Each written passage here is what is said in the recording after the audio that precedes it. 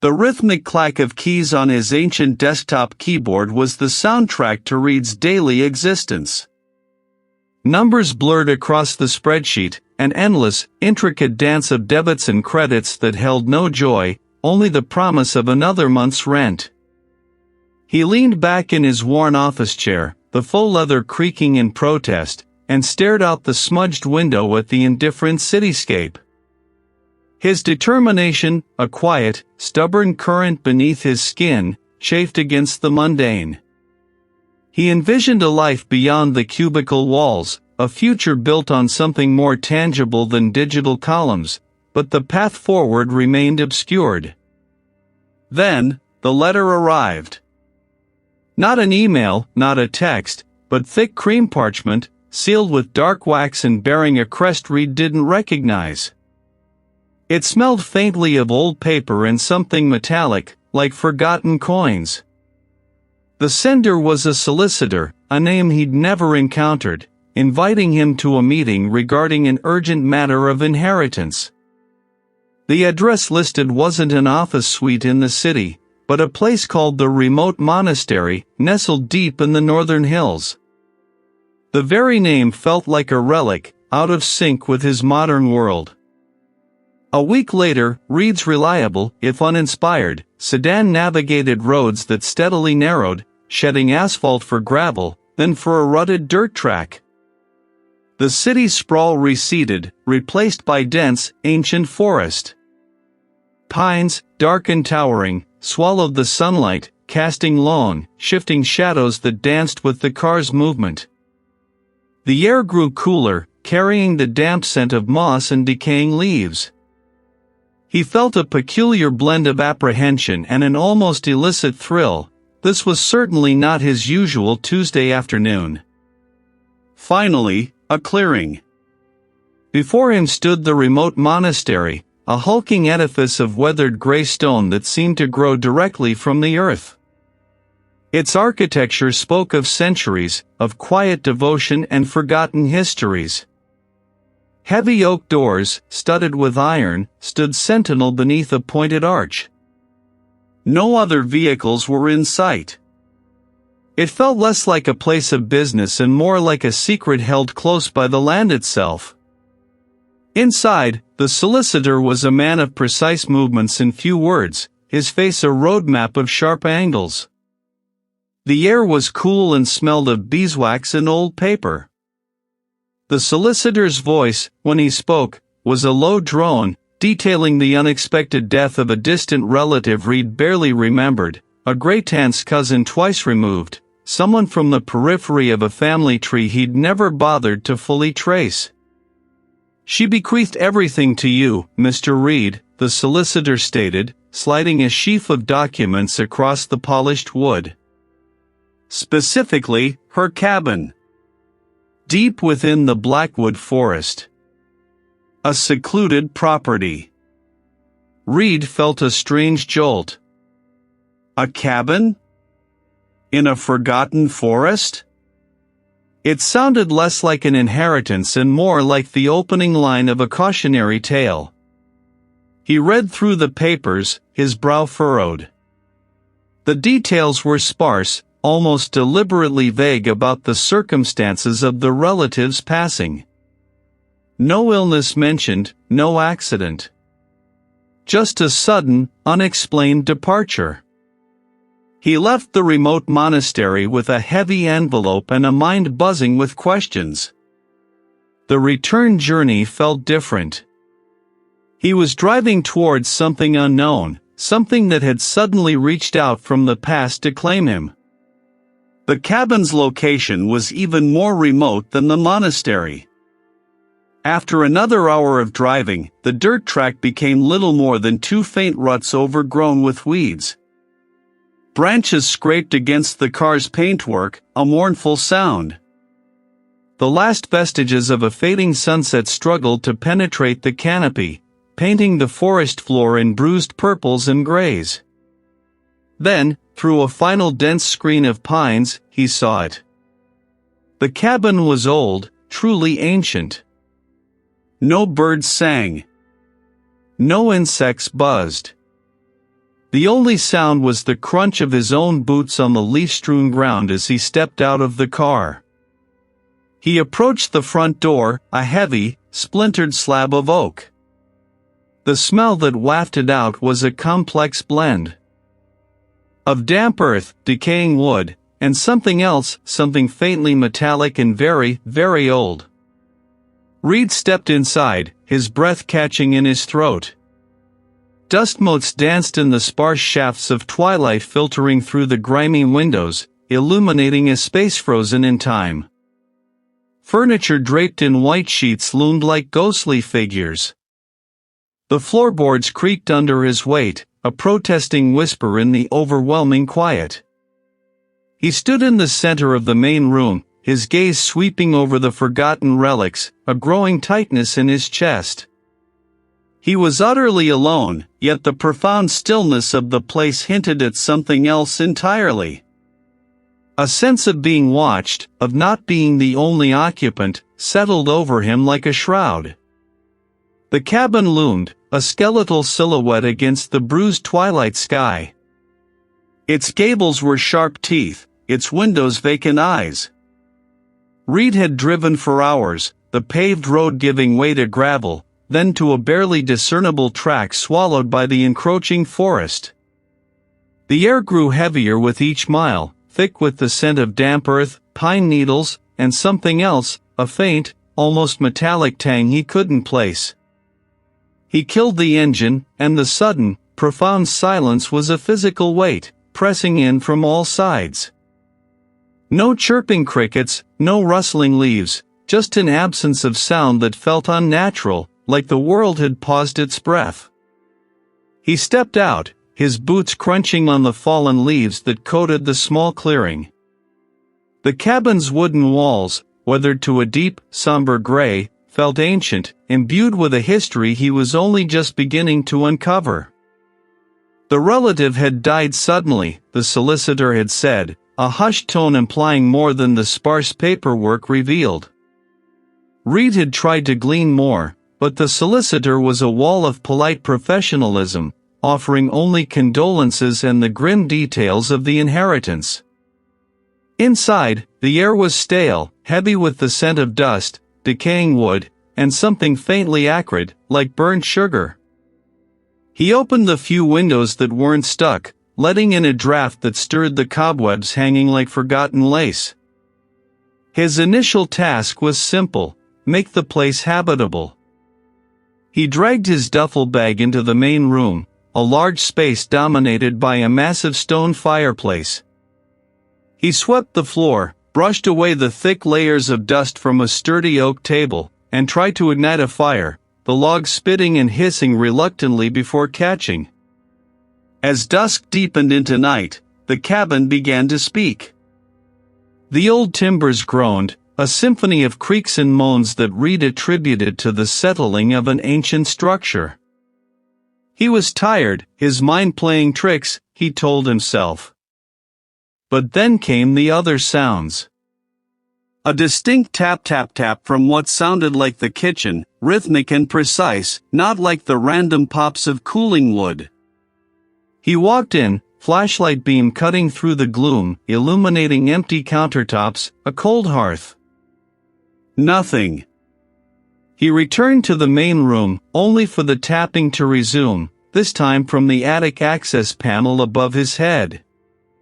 He stared up, holding his breath, but it faded into the general cacophony of the cabin. He unpacked, trying to impose some order on the chaos. He set his few books on a dusty shelf next to a collection of weathered, unlabeled tomes. He noticed a small, tarnished silver locket lying on the floor beside the shelf, half hidden beneath a threadbare rug. He hadn't placed it there. He picked it up, cold metal in his palm, and set it on the table. Later, after making himself a meager meal from canned goods, he returned to find the locket gone. He searched, tracing the perimeter of the table, peering under chairs. It was a trick of the light, he decided, or perhaps he'd simply misplaced it, his mind too weary to remember correctly. He was determined not to let the cabin's age get to him. The shadows, however, were harder to dismiss. They flickered at the edges of his vision, elongated shapes that darted across the periphery, gone the moment he turned his head directly towards them. A tall, slender form seemed to glide past the kitchen doorway, a fleeting impression of movement. He blinked, rubbing his eyes. Just the wind, he rationalized, causing the old shutters to shift, casting distorted patterns. He told himself it was the dim light, the unfamiliar surroundings, the exhaustion. He spent the next day trying to organize the relatives' belongings, hoping to find some clue, some explanation for the sudden inheritance. The relative had been an enigma, a distant branch of the family tree whose existence Reid had only vaguely been aware of. He found no photographs, no personal letters, just stacks of books and a few worn tools. He was rummaging through a cluttered study, the air thick with the smell of mildewed paper and dried ink, when he noticed it. It wasn't locked. His fingers, slightly trembling, lifted the lid. Inside, nestled on a bed of faded velvet, was a single, leather-bound journal. The paper, when he carefully opened it, was brittle, the ink faded in places, but still legible. The first few pages were a mundane account of weather and supplies, but then the entries shifted, growing increasingly agitated, the handwriting more frantic. The pact, made generations ago, demands its due. Reid sought counsel at the remote monastery, hoping for absolution, for release. But the elder there, his eyes like polished stones, merely reaffirmed the ancient truth. The lineage is bound. The offering must be made. Pact? Lineage? Offering? The words hung in the stale air, heavy and menacing. This was more than an old house settling. This was something else entirely. The relative hadn't just died, something had claimed him. The words, pact? Lineage? Offering, pulsed behind Reid's eyes, a relentless throb that echoed the cabin's new, unsettling rhythm.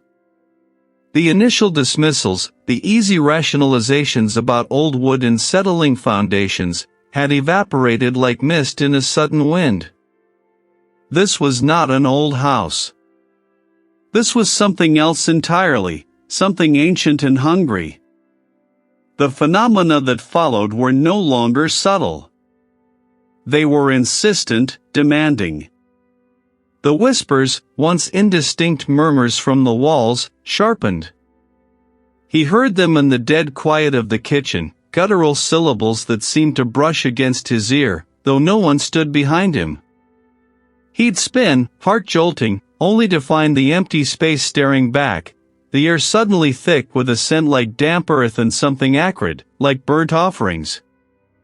One evening, a heavy oak table in the dining room, which he'd left bare, now held a single, tarnished silver locket. Now, it sat accusingly, glinting under the dim light, a silent testament to an unwelcome presence. Sleep offered no respite. He woke often, gasping, to the distinct sensation of breath ghosting across his cheek, or the faint impression of fingers pressing into his shoulder, only for the room to be utterly empty. He caught movement in the periphery of his vision, a flicker of something tall and impossibly gaunt, just behind the kitchen doorframe, vanishing the instant he turned his head directly. The cabin was no longer a quiet retreat, it was a stage, and he, the unwilling performer in a play he couldn't comprehend. The sheer volume of these occurrences, their increasing boldness, stripped away his last vestiges of doubt.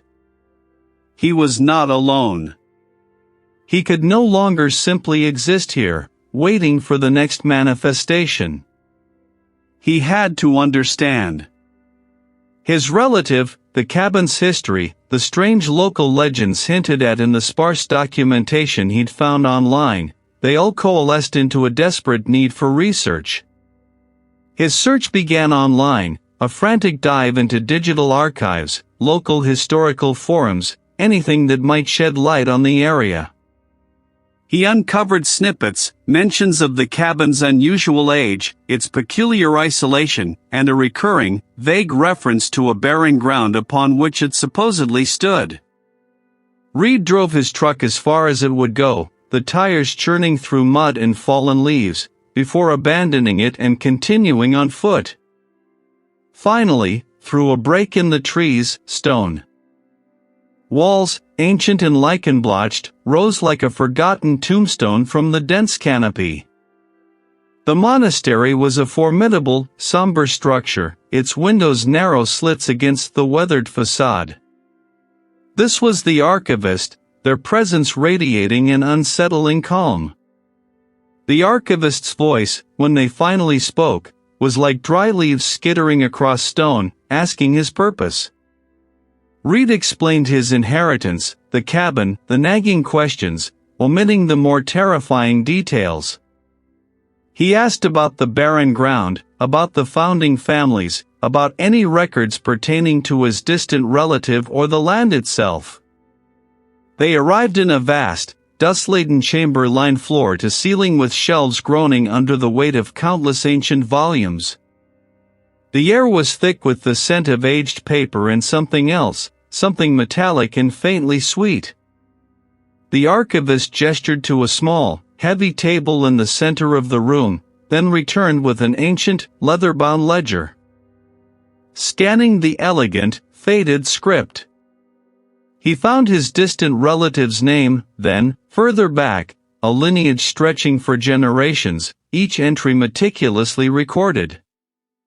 An entry dated nearly 200 years prior, beneath the names of his ancestors, referencing the barren ground and the arrangement. The offering is due. This was not a legend, not a rumor. It was a covenant, etched in history, and now, it was demanding its due. The cabin wasn't just manifesting phenomena, it was reminding him.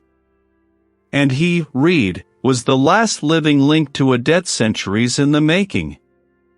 The air in the monastery, already heavy, pressed down on him, suffocating, as the true horror of his inheritance unfurled before him.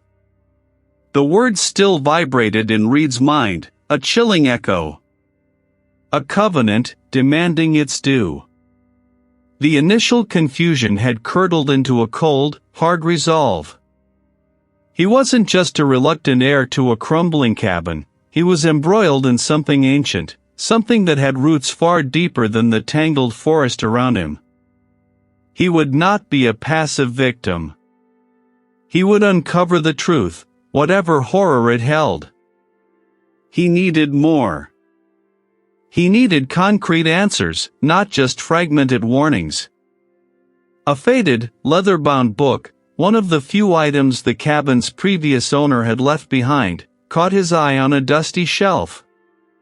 It wasn't a journal, but a local history, filled with archaic script and crude woodcut illustrations. Flipping through its brittle pages, he found a passage detailing the founding of the region, mentioning a remote monastery deep within the oldest part of the forest, a place said to hold records stretching back centuries.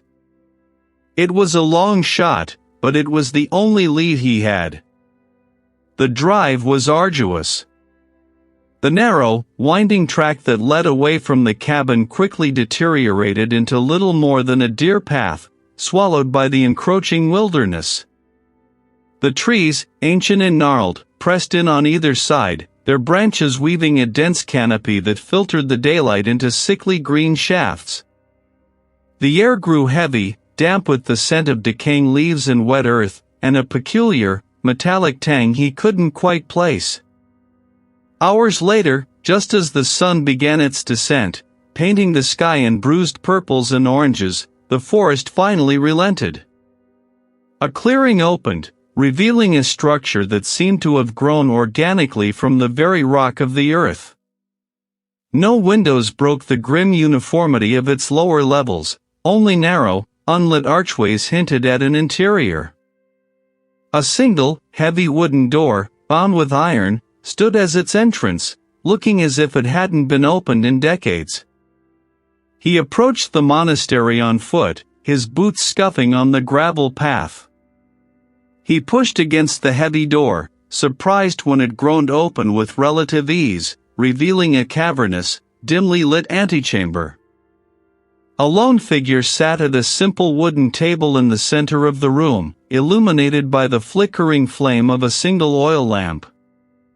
He was an elder, his face a web of deep lines, his eyes a startling, clear blue that seemed to pierce through Reid's weariness. He wore simple, homespun robes, the color of dried earth. He didn't look up immediately, instead finishing the careful transcription of a scroll with a quill pen. "You have come a long way." His gaze unwavering. "The forest speaks. And some truths are too old to be forgotten by these walls." He gestured to a worn wooden bench. "Sit, Reid. You carry the weight of your ancestors, whether you know it or not." Reid sat, his mind racing. This was it. The elder knew. "I found fragments," Reid began, choosing his words carefully, "about a covenant. About something demanding its due." A sigh escaped the elder, a sound heavy with ancient sorrow. "The covenant was a pact, made generations ago by your forebear, the one who first claimed that land and built the cabin. This land, Reid, is not merely earth and stone. Made a bargain with the spirit of the land. A promise of sacrifice, a regular offering to ensure its bounty and his family's prosperity. Not of coin, nor of livestock, but of something far more precious. A life, from his own lineage, at each turn of the century." The air in the chamber grew impossibly heavy, pressing down on Reid. Discreet, cloaked in accidents and unfortunate events. But the spirit of the land remembers. It is patient. And when the pact was finally broken, when your immediate predecessor refused its demands, the land began to reclaim what it was owed. The entity you feel in the cabin, the one twisting your reality, is not merely a ghost. It wasn't just a haunting, it was a consequence, a debt. The entity wasn't a random malevolence, it was a vengeful force, intricately tied to the very soil beneath the cabin, to his own bloodline. He was not merely an observer, he was the next sacrifice in a lineage of despair. The realization from the previous night had settled into Reid's bones, a cold, unyielding weight. It wasn't just a haunting, a lingering spirit. It was a consequence, a living debt demanding payment, intricately woven into the very soil beneath the cabin, into his own bloodline. The entity wasn't random, it was a vengeful force, a predatory intelligence awakened by his presence, by his inheritance. He woke to the cabin groaning, not with the settling of old timber, but with a deep, resonant hum that vibrated through the floorboards and up into his teeth. The air, usually crisp with the scent of pine and damp earth, now carried a faint, cloying sweetness, like overripe fruit left to rot. A shiver traced its way down his spine, prickling his scalp. This was different. The subtle shifts, the whispers, the fleeting shadows, they had been probes. Now, the entity felt emboldened, its presence solidifying into something tangible and malevolent. As he moved through the small kitchen, the hum intensified, focusing around the old cast-iron stove. A cabinet door, latched moments before, slowly, deliberately, swung open with a soft creak, revealing a stack of chipped ceramic plates. Then, one by one, the plates slid forward, teetering at the edge, before dropping to the floor with a series of sharp, violent cracks. Reid flinched, jumping back as shards scattered across the rough-hewn planks. It wasn't a fall, it was an act, an unmistakable declaration of hostility. He tried to rationalize it, to tell himself the latch was faulty, the plates unstable, but the calculated precision of it, the way each plate paused before its descent, denied any mundane explanation. His heart hammered, not from fear yet, but from a surge of adrenaline, a primal instinct to defend. He wasn't alone, and whatever was here wasn't playing games anymore. He needed answers, more than ever. He remembered the historian he'd spoken with, the mention of obscure texts, family archives. Perhaps there was something in a forgotten record, a journal, a ledger, detailing the exact nature of this pact. He snatched his phone, his fingers fumbling as he scrolled through his contacts. He found the historian's number, but hesitated. He couldn't just blurt out, "My cabin is haunted by an ancient family debt." He needed something more concrete, a reference point. He remembered the historian mentioning a specific collection of regional historical documents, housed in a particularly ancient and remote monastery, known for its meticulously preserved archives.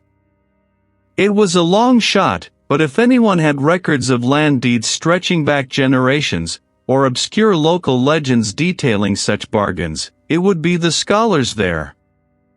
He found a contact email for an archivist at the remote monastery online, his fingers flying across the small screen. He began to type, carefully crafting a message inquiring about his family lineage, any unusual historical occurrences tied to the land, anything that might hint at a pact. Mid-sentence, the cabin went utterly silent. The hum vanished. The distant rustle of leaves outside ceased.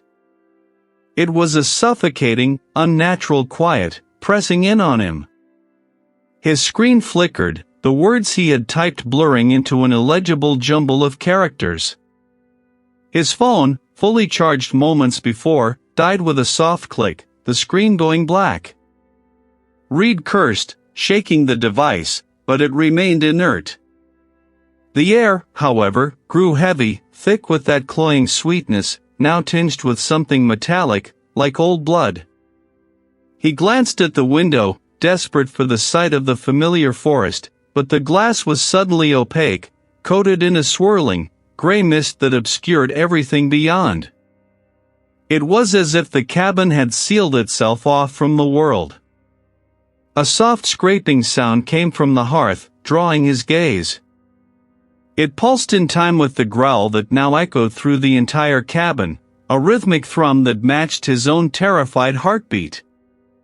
It spoke in a language he couldn't understand, ancient and guttural, but the meaning was clear in the weight of its tone, in the malice that dripped from each syllable.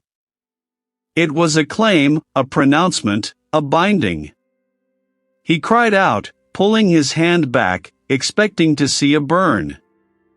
It was then, as the cabin twisted into a living trap around him, that a terrifying image flashed through Reid's mind, a crude, stylized drawing etched into the back of an old, leather-bound journal he'd found tucked away in a dusty drawer. He hadn't given it much thought at the time, dismissing it as a childish doodle.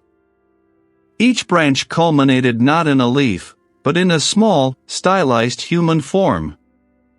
One of those forms, at the very tip of a slender branch, bore a striking resemblance to him. And beneath it, a single, etched word, in a language he recognized from an old textbook, obligatio. Obligation. Debt. The truth slammed into him with the force of a physical blow. The pact wasn't just about his family, it was his family. And he, the last descendant, was the final offering. Escape wasn't just difficult, it felt impossible. The cabin wasn't merely a structure, it was a hungry, sentient trap, and he was already inside. The realization had settled into Reid's bones, a cold, unyielding weight. The entity wasn't rational, it was ancient, an insidious hunger that had been dormant, waiting for its due. And Reid, he knew, was the collateral. He woke with a shudder, the dawn light filtering through the grime-streaked window, feeling thin and utterly inadequate.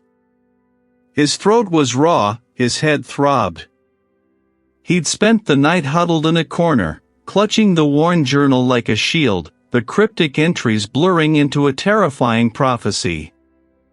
Fear had been a constant hum beneath his skin, but now a raw, furious determination ignited within him. He wouldn't simply wait for whatever terror the entity had planned. He would fight. He would leave. His first thought was the vehicle. He stumbled out of the cabin, the morning air biting and damp. He fumbled with the keys, his hands shaking, and plunged them into the ignition. The engine coughed, a weak, pathetic sound, then caught with a reluctant groan. A small victory, but a victory nonetheless. He slammed the gear into reverse, the tires spitting gravel as he backed away from the cabin, a desperate escape. The dirt track leading out of the forest was narrow, overgrown. Sunlight struggled to penetrate the dense canopy, leaving the path in a perpetual, shifting twilight. He pressed the accelerator, the old engine whining in protest. The trees on either side seemed to close in, their branches like skeletal fingers reaching for the paintwork. Then, a sudden, jarring lurch. The vehicle swerved violently. A massive oak, its trunk scarred and moss-covered, lay sprawled across the track, its branches forming an impenetrable barricade. It looked freshly fallen, raw splinters still clinging to its broken base, yet there had been no storm, no sound of timber cracking in the night. He slammed on the brakes, the tires squealing on the loose earth. He pushed against the trunk, grunting with effort, but it was unyielding, monumental. He walked along the length of it, searching for a gap, a way around. There was none. The forest wall was absolute on either side. It was as if the tree had simply appeared, placed with deliberate malice. A memory surfaced from the journal, a hurried scrawl about an old, remote monastery rumored to hold ancient texts, a place where people once sought refuge from the encroaching wilds. It was miles away, deep in the hills, but it was his only chance. He couldn't drive, but he could walk.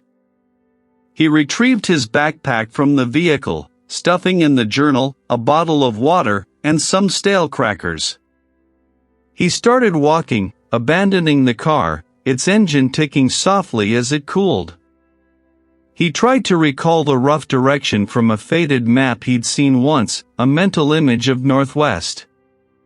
The forest floor was a treacherous carpet of decaying leaves, hidden roots, and slick moss. Each step was a battle. The deeper he plunged, the more disoriented he became. The path, if there ever was one, dissolved into an indistinguishable tangle. The sunlight, already sparse, seemed to vanish entirely, replaced by a murky, perpetual gloom. He heard it then, a low, resonant hum that seemed to emanate from the very earth beneath his feet. It vibrated in his bones, a deep, unsettling tone that made the hairs on his arms stand on end. It wasn't a sound he could place, nothing natural. It felt ancient, vast. He spun around, convinced he wasn't alone, but saw nothing but the indifferent trunks of trees, their bark like wrinkled skin. Panic began to claw at his resolve. He pushed harder, breaking into a desperate jog, branches whipping at his face, roots snagging his feet. He had to. He ran until his lungs burned, until his legs ached with a dull, persistent throb. He pushed himself up, his head swimming, a sharp pain shooting through his ankle. He looked around, trying to get his bearings. The trees were identical, an endless, suffocating maze. He could have been walking in circles for hours. Then he saw it. Through a momentary break in the foliage, a sliver of distant gray. Stone. A tower, perhaps. The monastery. A surge of desperate hope, potent and intoxicating, flooded him. He limped towards it, adrenaline masking the pain in his ankle. But as he drew closer, the image shimmered, wavered. The gray stone resolved into a cluster of dead, skeletal trees, their branches clawing at the sky like petrified hands. His mind, already stretched taut, snapped a little further. He gripped his head, his vision blurring. Was he losing his mind? Was the forest itself twisting his perception? He was trapped. The forest, the land itself, was an extension of the entity, a living prison. There was no escape. He stumbled on, not towards the illusion, but away, blindly, until his battered body gave out, collapsing against the rough bark of an ancient tree. He hadn't just inherited a cabin, he had inherited a cage. And the bars were made of the very earth and trees.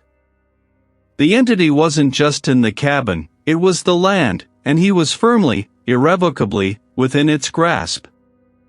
The entity wasn't rational, it was ancient, a hunger that had festered for generations. The whispers, the shifting shadows, the phantom touch, they were all symptoms of a deeper ailment, and he needed the cure, or at least, the diagnosis. His research, frantic and fueled by adrenaline, had pointed to a single, unlikely source, a remote monastery nestled deep in the mountains, rumored to house archives spanning centuries, a repository of forgotten lore.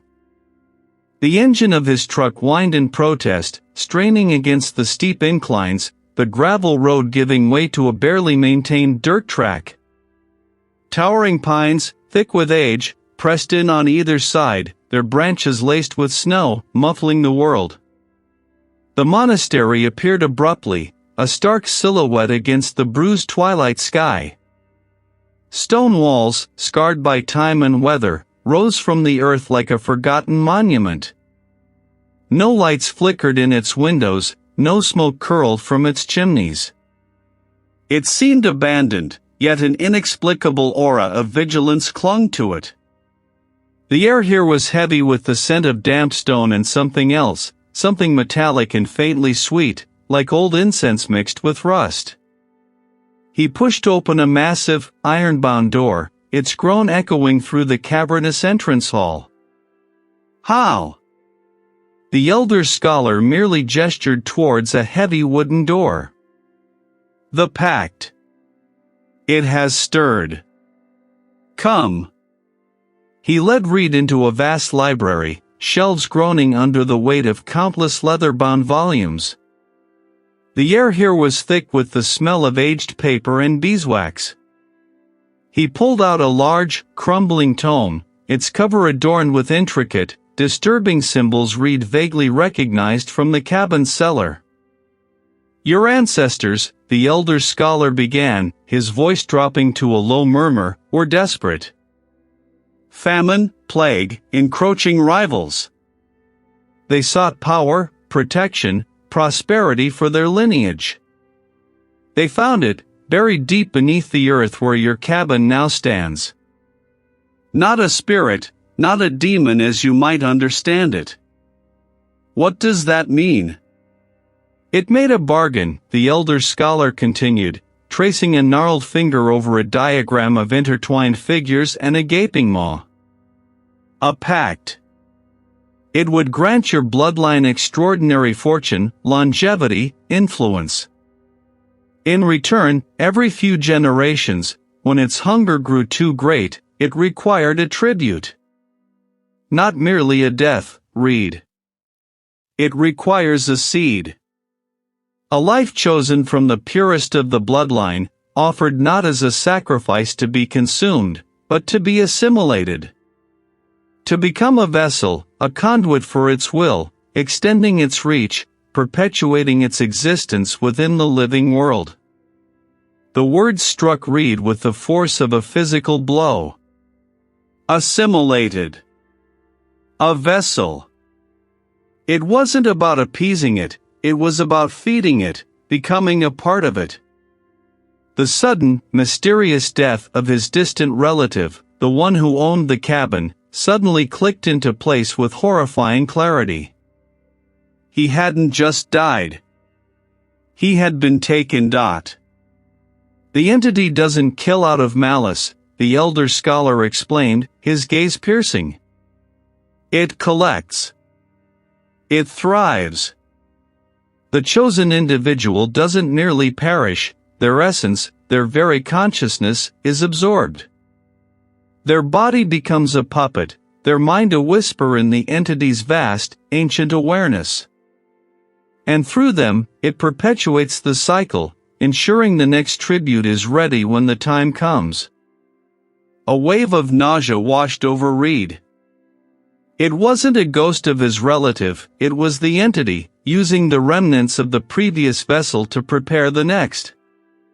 To prepare him. The cabin, Reid rasped, his throat tight, it's a beacon. A trap. Precisely, the elder scholar affirmed. The ancient ground, the bloodline, the dwelling itself, they are all interwoven, a tapestry designed to ensnare. Your relative's death triggered the latest cycle. You, as the next direct descendant, were drawn to it, compelled by the very pact that now demands you. Reid's hands trembled, clenching into fists. It wasn't about banishing a ghost or breaking a curse. The sacrifice required wasn't to appease it, but to break free. To destroy the vessel, the connection, the lineage itself, if necessary.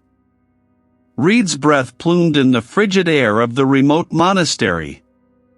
His boots crunched on frozen gravel, the sound swallowed by the vast, oppressive silence that clung to the ancient stones like a shroud. The journey had been a blur of desperate driving, fueled by a clarity born of absolute terror. He knew now. The cabin was merely an anchor, a focal point. The true heart of the malevolence, the ancient nexus of the pact, pulsed here, hidden beneath layers of time and forgotten faith. The heavy oak door, warped and groaning on rusted hinges, yielded to a shove, dragging across the flagstones with a sound like a dying animal. Moonlight, fractured by grimy, leaded windows, painted distorted patterns on the uneven floor. This chamber, a crypt perhaps, or a forgotten scriptorium, felt like the true core. The walls were lined with crumbling frescoes, their once vibrant colors faded to ghostly blurs, depicting scenes that twisted the familiar iconography of faith into something grotesque and unsettling. This was it. The place where the line between worlds thinned, where the old blood pact had been sealed. The air thickened, pressing in on him, making it hard to draw breath. He could hear it now, not just in his mind, but a low, guttural hum that vibrated through the stone floor, up his legs, into his very core.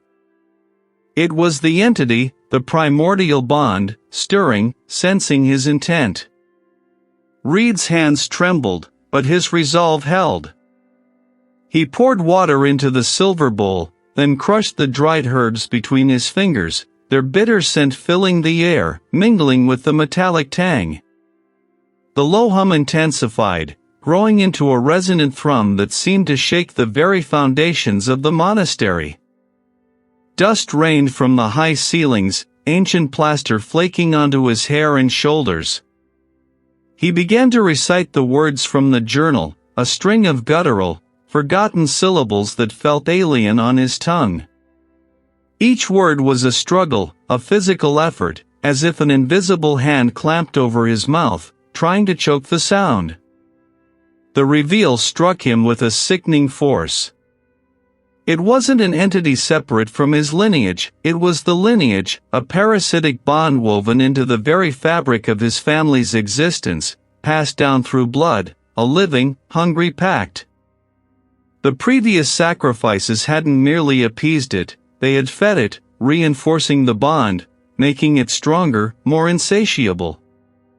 The cabin wasn't just a place of power, it was a larder. And he, Reid, was the next offering. The shard of bone in his hand suddenly felt hot, almost burning. He could feel the pulse of it, the echo of the life it once contained, now consumed, bound. The entity was not merely claiming his cabin, it was claiming him, body and soul, to perpetuate its existence through his bloodline. The horror was not just external, it was internal, a corruption in his very cells. "No," he rasped, his voice raw, fighting against the suffocating pressure. He gripped the bone shard tighter, feeling the sharp edge dig into his palm. This was the ultimate sacrifice, not just of his life, but of his lineage. The air shrieked, a sound like 1,000 voices tearing themselves apart. His vision blurred, the ancient frescoes on the walls twisting into leering, monstrous faces. He pushed through the pain, through the overwhelming psychic assault, focusing all his will, all his determination, on the task. He slammed the bone shard down onto the altar, uttering the final, severing word of the ritual, a desperate cry torn from the depths of his being. A blinding, guttural roar erupted, shaking the monastery to its core. The stone altar cracked, a jagged fissure snaking across its surface. He collapsed, gasping, the bone shard clattering to the floor. The chamber was silent once more, save for his ragged breathing and the slow, deliberate creak of the ancient monastery settling around him, a witness to a horror barely contained. The world had ceased its frantic, tearing motion. Reid lay sprawled on the cabin's warped floorboards, a raw, aching vessel. The air, thick with the metallic tang of something ancient and spent, pressed down on him. His lungs burned with each shallow gasp, the rhythm ragged, like a dying machine. Every muscle in his body screamed, a chorus of protest against the brutal confrontation. The swirling darkness, the one that had coalesced into the horrifying realization of his lineage, had receded. He pushed himself onto his elbows, the effort sending tremors through his arms. It was still standing, miraculously. Yet, it was different. He dragged himself upright, his knees threatening to buckle. The entity wasn't just in his family, it was his family, a parasitic inheritance. And he had, somehow, survived. But the cost. His skin felt alien, stretched too thin over a skeleton that no longer felt entirely his own. He was alive, yes, but the victory tasted like ash. The entity had been driven back, perhaps even broken in some fundamental way, but it had left its mark. He stumbled towards the fireplace, needing to lean on the rough stone for support. His gaze fell upon the mantel, where a small, tarnished silver locket lay. It wasn't his. He hadn't seen it before. It was heavy, intricately carved with symbols he didn't recognize, symbols that felt ancient and wrong. He snapped it open. The horror wasn't gone. It had merely changed forms, shifted its locus. He had severed the immediate, active connection to the lineage, but he hadn't eradicated it. He had merely become its new anchor, its solitary keeper. This locket, this preserved drop, it was a tether. A revelation that the pact wasn't broken, but renegotiated. He hadn't cleansed his lineage, he had merely condensed it, internalized it. He was now the solitary vessel, the living repository of that ancient, hungry bond. He needed to understand what he had become, what this new burden truly meant. He gathered a few essentials, his movements stiff and deliberate. The truck, surprisingly, started on the first try, its engine sputtering to life with a defiant roar that felt out of place in the unnerving stillness of the forest. He drove, the narrow, overgrown track barely visible in the weak light, pushing past the gnarled, silent trees that watched his departure with unblinking, ancient eyes. Days blurred into a haze of driving, hunger, and an ever-present, bone-deep fatigue. He navigated by instinct, by a map he didn't possess but felt imprinted on his very being. The hum beneath his skin guided him, a low thrumming compass. He passed through small, forgotten towns, their inhabitants seeming like ghosts, their lives distant and unreal. The world outside the cabin felt both alien and strangely indifferent to the profound shift that had occurred within him. Finally, after what felt like an eternity, the road narrowed to a winding, gravel path, climbing higher into desolate, craggy hills. Ahead, silhouetted against a bruised, twilight sky, stood the remote monastery. No lights glowed from its windows, no smoke curled from its chimneys. It looked abandoned, yet it exuded an aura of immense age and a quiet, watchful power. This was where the answers lay, or perhaps, where the next terrifying chapter of his unwilling inheritance would begin. The cost was his very essence, and the aftermath was only just beginning. Reid stood amidst the wreckage of the cabin, the silence a heavy shroud after the cacophony of his struggle. The air still thrummed with a residual charge, a faint metallic tang that clung to the back of his throat. His hands, still trembling, traced the rough edge of a broken table, the wood cool beneath his fingers. He was alive, yes, but the victory tasted like ash, like the acrid smoke of a fire that had consumed more than just fuel. He moved through the cabin like a ghost, his movements stiff, his muscles protesting every shift. The ordeal had scoured him, leaving him hollowed out and raw. The entity had been driven back, perhaps even broken in some fundamental way, but what remained of Reid was irrevocably altered. He found it tucked beneath a loose floorboard in the hearth, a small, lacquered wooden box, smooth and cool to the touch. It was not the kind of thing his distant relative would have owned, too elegant, too old. Inside, nestled on a bed of faded velvet, lay a single, obsidian shard. It was perfectly smooth on one side, jagged and rough on the other, as if torn from a larger whole. This wasn't just a remnant, it was a fragment. A piece of the pact, perhaps, or a sliver of the being itself, left behind, or perhaps, transferred. A sudden, sickening understanding bloomed in his chest. The entity hadn't been banished, it had been contained star.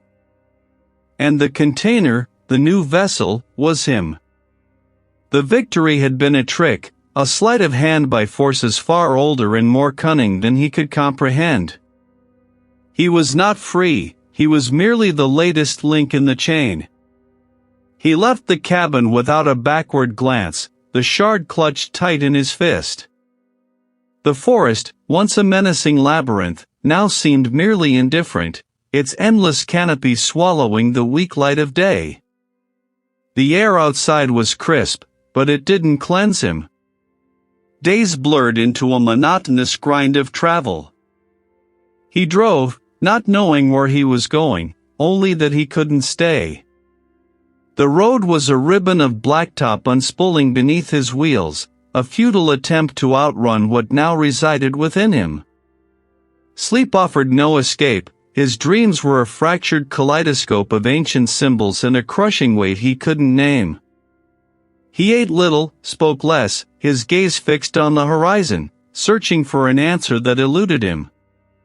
His journey eventually led him to a remote monastery, nestled high in the mountains, its stone walls weathered by centuries of wind and snow. He had seen a faded photograph of it once, in an old book his relative owned, a place described as a sanctuary for those seeking ancient truths. He didn't know what he hoped to find there, only that the impulse to go had become an undeniable current pulling him forward. The air grew thin and sharp as he ascended the winding mountain pass. A lone, robed keeper met him at the massive oak doors, their face etched with a quiet, ageless wisdom. Reid offered no explanation, merely held out the obsidian shard. The keeper's eyes, deep and knowing, settled on the stone, then on Reid's face, a flicker of profound sorrow passing through them. He was led to a small, Spartan cell, then to a library filled with the scent of aged parchment and beeswax. There, amidst scrolls and leather-bound tomes, a senior elder, his voice a low rumble, spoke of pacts and ancient lineages, of energies that could not be destroyed, only redirected. The entity, the elder explained, had not been vanquished. It had merely found a new host. The ritual Reid had performed, intended to banish, had instead bound it to him, a symbiotic curse. The shard was a physical manifestation of that bond, an anchor. "It will not consume you, not entirely," the elder rasped, his eyes fixed on Reid's. "Not if you learn to live with it. To manage the hunger." It wasn't his hunger, not truly, but a profound, alien craving that now resonated within him.